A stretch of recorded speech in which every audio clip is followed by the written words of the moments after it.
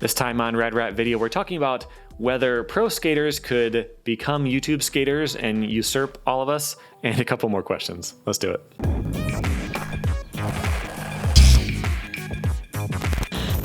Welcome back to Rad Rat Video, a channel about skateboarding and all kinds of skateboarding things and video games and whatever other mini documentaries and math I can do and physics and all kinds of fun stuff.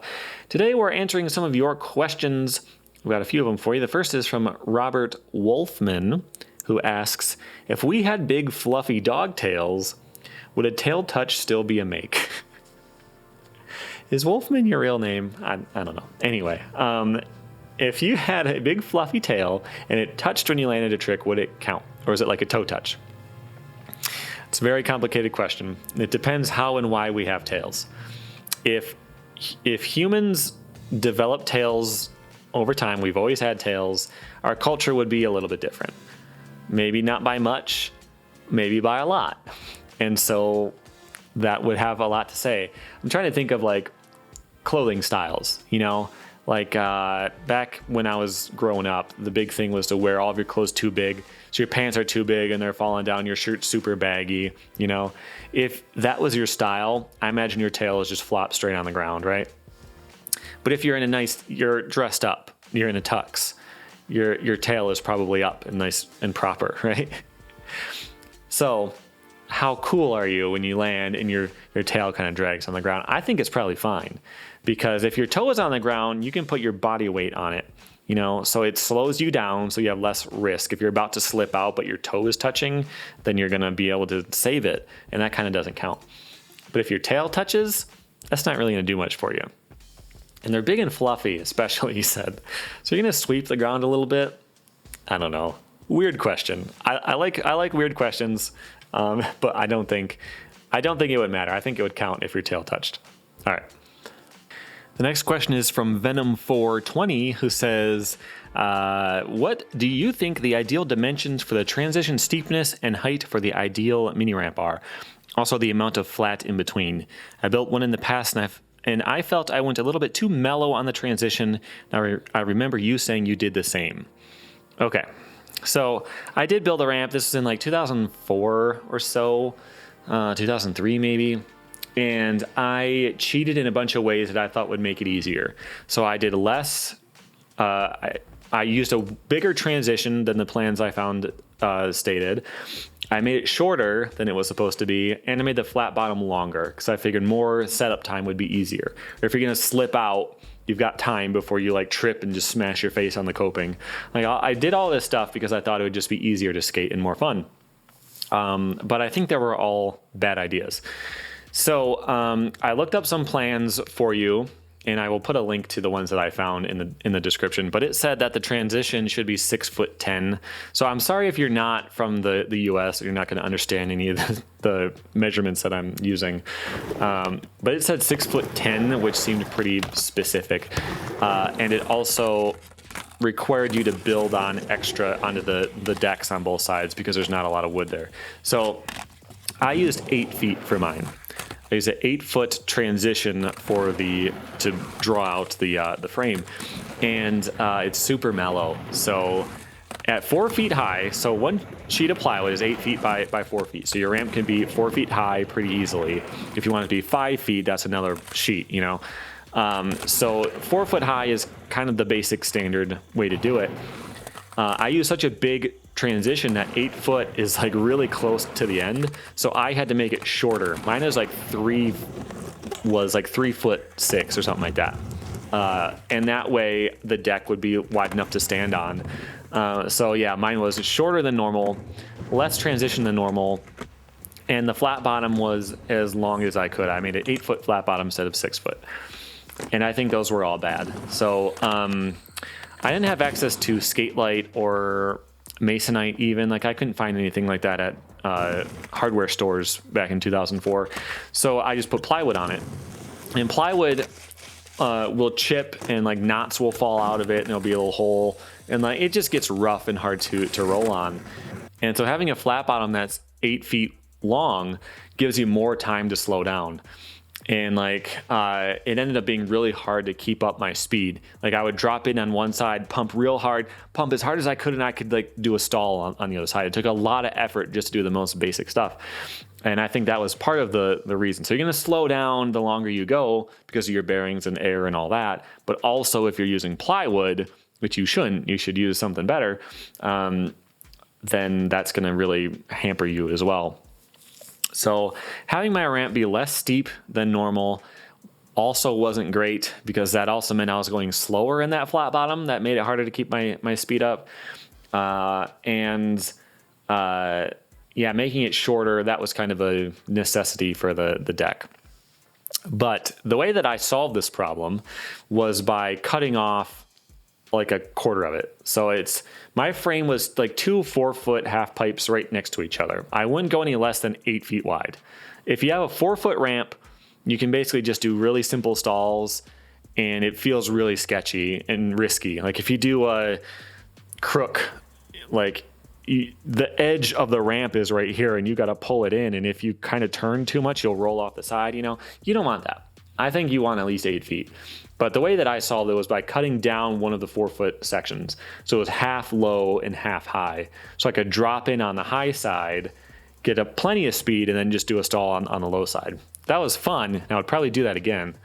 I might do it a little bit different though. So the way I would do it now, I'd use the whole 4 feet of the plywood for the height.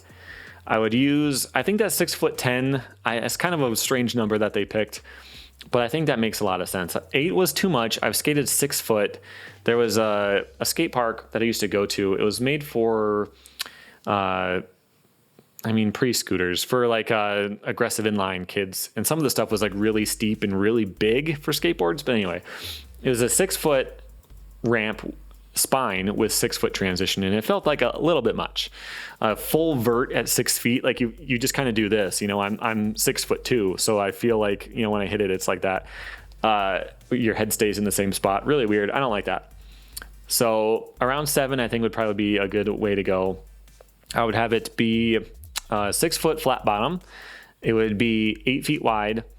And I would want to have an extension or an under extension. I'm not sure which. I would probably try to skate some other ramps to figure it out. But if you want to chill and try a stall or a grind over and over and over, it's so much nicer to just take one more step up and have that extra speed rather than having to fight for it, So that's how I would do it. I would definitely get some actual skateboard surface for it though. I don't have suggestions on where to get it.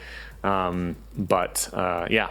That's how I would do it. Again, there are links to a plan in the description. I haven't used those plans, so take it with a grain of salt. It's just the first result for backyard at Miniramp plans. Next question is from Dan, who says, do you think it's okay to push mongo when riding a longboard and you don't care about doing tricks? I know the main reason for pushing normally is just an advantage for setting up for tricks. What if you don't care about doing tricks and you only care about transportation? If you only care about transportation, that's even worse. There's no excuse for pushing mongo. Just don't do it. Okay, let's say you like to do all of your tricks goofy. You're super good at it, kick flips and shove-its and all this kind of stuff. You're learning them, no problem. Goofy. But you love to push with your right foot. You're in kind of a weird spot. You have to push goofy to be comfortable pushing, and you have to skate goofy. It's harder to switch to the other foot and push correctly. But if you're only using it for transportation, just switch stances. Like, if you skate goofy and you mongo, just like put this foot this way and skate regular, but push normal. Like that's a much easier problem to solve, and therefore it's worse because you haven't done it. Please don't push goofy, Dan. Okay. Last question is from Lori, who says, what is the future of the YouTube skaters? It seems that more and more pro skaters are starting their own channels, and frankly, their skill surpasses the original YouTubers by far. Do you think there is any future with mediocre skating on YouTube? For now, the skater YouTubers are able to deliver more interesting stories rather than just raw top-of-the-line skating offered by the pros, but storytelling can be learned by the pros too. The skater YouTubers are more relatable. Maybe it would come down to that. What do you think? Okay, so I do think that if you were a pro in the 90s and you still know a bunch of the people from back then, you could do the kind of stuff I do much better. I just think you could, because I don't live in California. I am acquaintances with some ex-pros, but I don't know anyone in the industry right now, for the most part, like pro skaters at least. And like, if I couldn't find something published in an article somewhere, there's nobody I would know to ask. If you lived in California and you had all of these contacts, you know a bunch of pro skaters and former pro skaters and like team managers from back in the day, and you wanted to make documentary type stuff about them, you could do it much better and easier than I could. If you wanted to do a series where you want to like recreate famous spots, and you can actually go there with a tape measure and like get actual specs on what all these spots are like, you could do that. I can't do that. There's a lot of other stuff that I can't do just because I don't have the reach and the contacts and all that kind of stuff. But you have to actually want to do it. You have to enjoy being like doing research. The other big thing I do on the channel is just torture myself with terrible games and stuff. That might be a separate channel for somebody else to compete with. But yeah, somebody else could do anything I can do better. I don't know if you're talking about me specifically, because I don't really like skate on the channel that much. I do sometimes, but yeah. So if a pro skater, I think Jaws has his own channel now.